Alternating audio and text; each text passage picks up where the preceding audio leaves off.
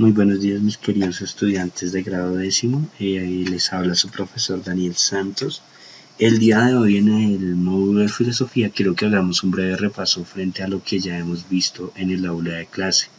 Entonces recordemos rápidamente mis muchachos que hablábamos frente a la concepción del ser humano y el mundo, donde para ello enunciábamos mucho a Platón, donde empezamos a relacionar la filosofía de Platón frente a la concepción propia del hombre, ¿no? Donde decíamos de Platón que las relaciones propias del hombre se podían llevar a través de un dualismo, donde ese dualismo era aquello que concebía entre el cuerpo y el alma, donde el cuerpo y el alma eran la concepción propia del hombre, ¿sí? Bajo sus propios principios de entendimiento, de conocimiento.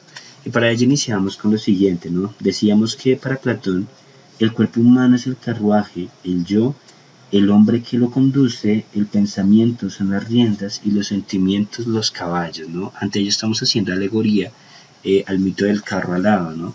Donde tratamos de plantear que bajo los mitos, bajo esas relaciones de mito, los entendimientos del hombre se llevaban a través de que el hombre no era solamente un principio primordial, sino que el hombre siempre estaba como concebido, ¿no? A través de esas relaciones de pensamiento, donde para Platón esa idea de constitución frente al ser humano se da a través de una razón, a través de una relación dualista entre cuerpo y alma, donde ese cuerpo y esa alma quieren, digámoslo así, conjeturar el pensamiento del hombre, donde nos va a decir en algún momento Platón, el cuerpo es la cárcel del alma, donde el alma se siente, digámoslo así, acogida o sujetada bajo lo que es el cuerpo, ¿no? Pues es el dolor, las pasiones, todo eso se vuelve como lo que realmente no deja al alma ser, ¿no? Donde esa filosofía platónica nos va a decir es a través de esos diversos tipos de pensamiento, cómo se constituye el hombre, a través de esa relación del mundo, a través de esa relación del ser, donde en su libro de la República va a querer ajustar frente al pensamiento, nos va a decir que no todos los hombres pensamos del mismo modo, sino que siempre los hombres estamos como sujetados a esas ideas de experiencias que están siempre sometidas frente a otros principios o frente a otros argumentos, ¿no? Donde en algún momento nos quiere hablar sobre diversos tipos o aspectos o características de lo que quiere ser esa idea del hombre, esa concepción del hombre frente a lo que es el mundo. Seguido a ello, teníamos también a Aristóteles como un punto principal para poder hablar de esa filosofía o esa concepción del ser humano en el mundo, donde nos decía a nosotros el hombre, esa es como la contraposición, ¿no? Aristóteles como la contraposición a lo que va a hacer Platón, nos va a decir, ojo, acá ya no podemos hablar o sí podemos hablar de un dualismo, pero no en una separación entre cuerpo y alma, sino que para Aristóteles está sujeto, ¿no? A ello le va a llamar elimorfismo, donde ese elimorfismo se va a entender como, digámoslo así, un tipo de dualismo, pero es ese tipo de dualismo que nos va a llevar hacia la idea de la materia, hacia la idea de la existencia, donde para Aristóteles este dualismo de que ya nos hablaba de Platón va a ser algo totalmente distinto, pues para Platón, para Aristóteles, el cuerpo y el alma son la misma, digámoslo así, la misma sustancia, ¿no? Son dos principios inseparables que dan realidad de una misma sustancia. Lo que quiere decir que este dualismo se genera a través de ello, ¿no? A través de la materia, donde el alma es toda posibilidad de vida, es toda posibilidad de sensaciones, es toda posibilidad de movimiento. Pues recordemos, y más adelante vamos a hablar un poco de ello, donde hablamos de la metafísica de Aristóteles, donde toda potencia, ¿cierto? Todo movimiento genera una potencia y esa potencia es externa para podernos dar un tipo de conocimiento, donde en algún momento también hablamos sobre las categorías de la mente, pero entonces esto ya pasaba a una pregunta bastante compleja, donde es la siguiente, ¿no? ¿En qué consiste el ser humano? Donde decíamos que el ser humano consiste frente al monismo, ¿cierto? Frente al pluralismo y frente a aquello que vamos a llamar y que ya anunciamos que era el dualismo.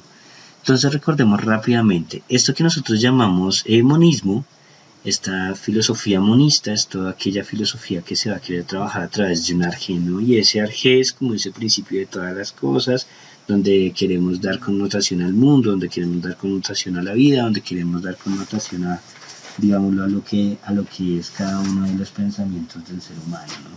donde decíamos, ojo, para esta filosofía monista, el arjé es el principio, es el fin primordial de todas las cosas. Entonces, entre ellos vamos a encontrar a Tales de Mileto, su arjé va a ser el agua, donde vamos a encontrar a Heráclito de Efeso, donde Heráclito nos va a decir que el principio de todo es el fuego, Anaxímenes, Anaximandro, donde vamos a encontrar el apeirón, donde vamos a encontrar el aire, y donde todos esos principios fundamentales de conocimiento se dan es a través de principios bases, ¿no? Donde toda relación de conocimiento se da a través de una energía, a través de un principio de las cosas.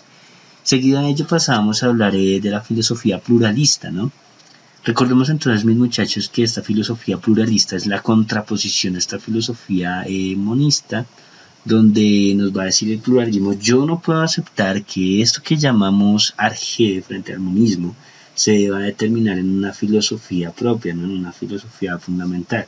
Pues digámoslo así, ¿no? Esta filosofía pluralista lo que nos va a decir a nosotros a través de Empédocles es determinar que no todo se determina, valga la redundancia, disculpen, no todo se lleva a través de un arjé, sino que todo debe tener algo más allá que un principio de arjé, ¿no?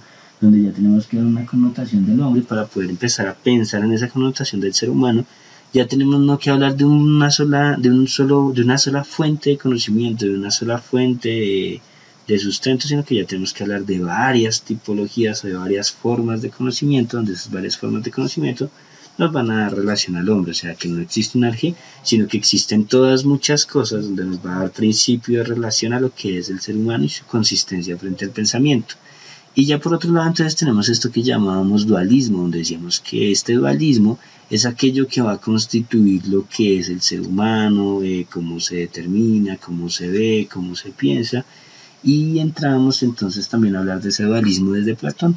Pero recordemos que el primero que empieza a hablar de esa teoría del dualismo va a ser Pitágoras, ¿cierto? Donde es el primero que nos va a dar la relación del cuerpo, es el primero que nos va a dar la relación de la mente, es el primero que va a decir: existe algo llamado cuerpo, existe algo llamado alma, y ambos se constituyen. Recordemos entonces también que Parménides es aquel enunciado como padre de las matemáticas.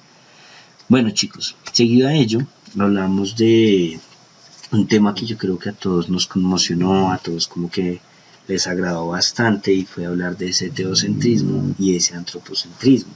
Digamos que cuando estamos hablando de esa filosofía, llamémosla filosofía medieval, o filosofía de la fe, también podríamos llamarlo, donde relacionamos esa connotación frente al teocentrismo y el antropocentrismo, dábamos siempre al principio una relación histórica, ¿no? Donde decíamos, bueno, ¿qué es eso que se llama medieval? Y empezamos a connotar desde un principio de conocimiento, donde decimos que ese principio de conocimiento se va a ver a través de esas connotaciones entre lo que podría ser la fe y la razón, donde Dios era un fin primordial para el conocimiento del hombre, ¿no? Donde aquello que empezamos a llamar filosofía medieval es aquello que va a dar connotación a lo que es la fe y la razón y la fe como contraposición ante el pensamiento del hombre. Ante ello anunciamos que el gnosticismo, ¿sí?, que sea del siglo I al siglo III, sé que no hace parte de esto que estamos llamando filosofía medieval, pero esto que estamos llamando gnosticismo es un necesario para poder entender lo que era la patrística y la escolástica, ¿no? Este gnosticismo, como lo estamos enunciando acá, quiere determinarnos que el conocimiento es la posición principalmente de la idea de Dios, ¿no? Donde si yo creo en Dios puedo llegar a la salvación, y esa salvación a mí me va a dar cierto criterio, cierto principio de conocimiento, donde no voy a tener, digámoslo así, un problema a través de esas experiencias o de esos encuentros a través de lo que es la idea de Dios. Seguido a ello, entonces entramos a hablar de la patrística, donde acá es donde vamos a encontrar a San Agustín, donde esta patrística va a tener digámoslo así, un fuerte arraigo frente a esos pensamientos platónicos ante el dualismo, donde la patrística nos va a decir a nosotros que toda esa filosofía se determina a través de una religión, a través de unos tipos de pensamiento. Recordemos que frente a las ideas de pensamiento, los más antiguos siempre va a estar frente a la noción de la religión, pues son los primeros que van a determinar las concepciones del mundo, ¿cierto? Y no lo encontramos solamente con la religión cristiana o una religión católica, sino que lo encontramos con mitología, ¿no? donde Zeus, Poseidón y cada uno de los elementos del mundo tenían, digamos, un principio, ¿no? Por eso decimos que la religión es aquel primer pensamiento que se puede terminar antes de la filosofía, pero a través de sus mismos mitos. Siguiendo acá entonces con la patrística, mis muchachos, recuerden que entonces decíamos que frente a la patrística estos pensamientos se determinaban a través de ello, ¿no? De que el hombre era compuesto por, digamos así, un dualismo, pero entonces ese dualismo determinaba una entidad un poco más, ¿no? Donde exactamente, como lo decíamos, dualismo. El hombre se compone por alma, se compone por cuerpo, pero entonces hay una tercera entidad que la va a llamar espíritu, donde ese espíritu es la que puede relacionar esa concepción de lo que está más allá del alma, de lo que está más allá de la misma relación del pensamiento del hombre, ¿no? Donde, digámoslo así, esta patrística nos va a querer relacionar que alma es la esencia propia del hombre y existe algo, una entidad externa a esa alma que lo que hace es impulsarla, ¿cierto? Como que la lleva también de la mano para decir que está en potencia, por decirlo así de alguna forma. Donde nos dice que esa relación de Dios, ¿cierto? Es la que nos va a llevar a una luz interior, donde esa luz interior es aquella que nos va a dar una connotación de pensamiento. Y acá es donde entonces empezamos a postular más la idea de la fe ante la razón, ¿no? Donde la fe es un principio primordial. Recuerden que ya habíamos pasado frente a esta idea del gnosticismo, pasamos a la idea de la patrística, que está más o menos en el siglo quinto, donde esta idea del hombre, esta idea de la concepción de Dios empieza a tener digamos así, una terminología un poco más fuerte, no más arraigada. Dios está constituido por esa idea teocéntrica, donde Dios es el centro del mundo, donde Dios es el centro de todo, y recordemos entonces que muy aparte está esa idea antropocéntrica donde el hombre cambia de posición ante la idea de Dios, ¿no? Pero entonces ya hablaremos de ello un poco, pasando directamente a la escolástica. Entonces, muchachos, recordemos que la escolástica es, obviamente no puedo decir una contraposición, pero sí puedo decir un poco mucho, hay un poco mucho de diferencia frente a ese pensamiento de la patrística, donde la escolástica acaba de querer determinarnos con Santo Tomás, ¿cierto? Y va a tocar un poco más temas hacia la idea de Aristóteles, ¿sí? Donde va a tener un poco más hacia la idea del racionalismo, donde podemos ver que ese concepto de fe y razón ya empieza a cambiar frente a la noción de razón y fe, donde nos va a decir la escolástica, listo. Comprender las relaciones por medio de la razón humana significa llegar a una armonía, donde esa armonía se va a determinar frente a eso que llamamos fe y frente a eso que llamamos razón, donde ambas connotan un mismo proceso de conocimiento, un mismo proceso de entendimiento, donde los pensamientos crean o pretenden a través de la razón llevar a unos conocimientos universales, donde esos conocimientos universales pueden ser la idea propia del hombre. ¿Qué son esos conocimientos universales? Entonces recordemos, mis muchachos, que cuando hablábamos acá de la escolástica, situamos mucho hacia la metafísica de Aristóteles para poder entenderla, ¿no? Donde leíamos el libro 12, capítulos 5, 6 y 7, donde ya nos empezaba a hablar un poco en esa relación aristotélica frente a qué es el hombre, qué quiere el hombre, qué quiere llegar a conocer el hombre, donde decíamos, claro, el hombre no es solamente una acción, el hombre es pensamiento, el hombre es conocimiento, el hombre es todo aquello que podemos encontrar y que podemos conmutar a través de lo que él mismo quiere llegar a pensar, ¿no? Donde llevamos una relación metafísica, ¿sí? Frente a la naturaleza y frente al mundo, donde también esta escolástica nos decía a nosotros la esencia propia de las cosas. Recordemos entonces que esa idea de universalismo nos quiere llevar una esencia y una existencia propia de lo que puede ser en sí mismo, de lo que puede ser independiente de las cosas, donde Aristóteles en cierta medida nos va a decir a nosotros que el movimiento es siempre algo relacionado por otro, donde recordemos los ejemplos del marcador, todo tiene su relación y todo tiene su conocimiento de utilidad o de relación, ¿sí? Frente a su potencia. Entonces recordemos que la metafísica de Aristóteles nos va a hablar de la esencia, nos va a hablar de la apariencia, nos va a hablar de las potencias, donde en cierta medida también nos da una connotación de Dios, diciendo que Dios es la esencia propia de un motor inmóvil, donde Dios es una relación externa, es algo omnisciente, es algo omnipotente, donde se vuelve eso, ¿no? Se vuelve como esa fuerza esa fuerza a través de esas potencias, y esas fuerzas a través de esas potencias van a generar unas dinámicas en el pensamiento de la escolástica, donde nos va a dar un principio de relación. Frente a esa relación de teocentrismo y antropocentrismo, llegamos a una pregunta, la cual es: ¿cómo podemos identificar el conocimiento? Ante ella hablábamos de la filosofía renacentista, donde se planteaba un tipo de filosofía moderna, donde íbamos a encontrar que era el racionalismo. Recordemos entonces, muchachos, que el racionalismo se va a encontrar a través de lo que se determinaba bajo el pensamiento cartesiano, ¿cierto? Bajo el pienso luego existo, donde el hombre empezaba a dar una relación a través del pensamiento, ¿no? Dios es idea, Dios es razón, por ende empiezan a existir algo que se llaman ideas innatas, y esas ideas innatas son aquellas que nos van a guiar a nosotros a través de nuestros pensamientos, ¿no? Recordemos que aquí estamos haciendo una pregunta grande sobre qué es el ser humano y cómo se puede constituir.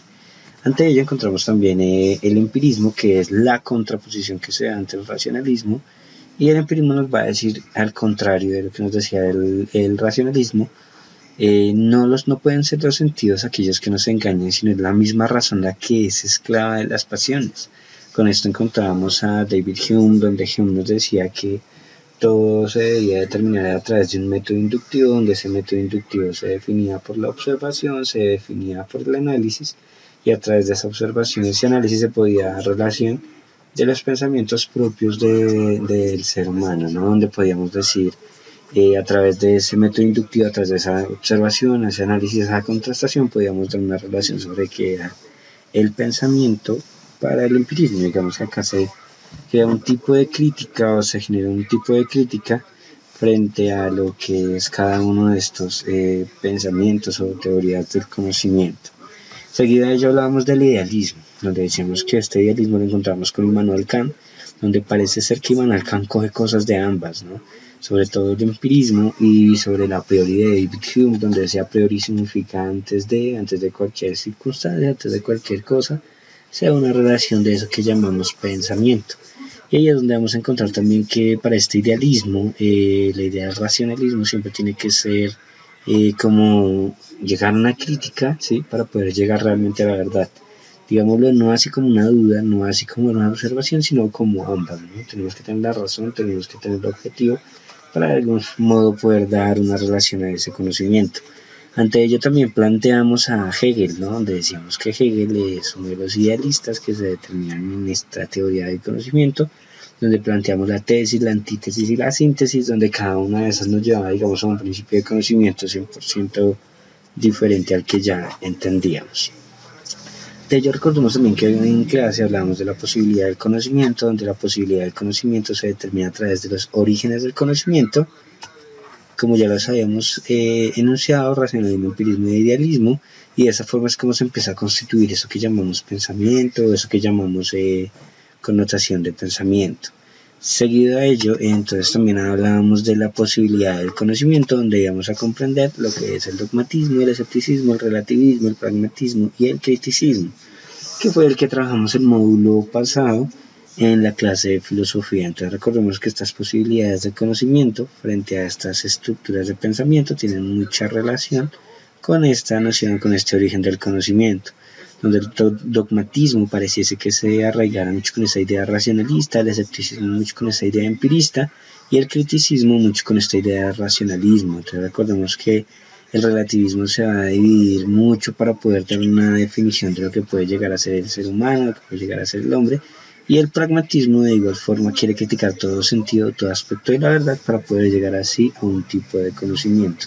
¿Qué quiere decir esto, muchachos? Entonces quedamos en las posibilidades de conocimiento del ser humano, donde esas posibilidades de conocimiento se distinguen desde los orígenes del conocimiento y desde las posibilidades propias del conocimiento, donde vamos a connotar estas ideas racionalistas, empiristas y idealistas.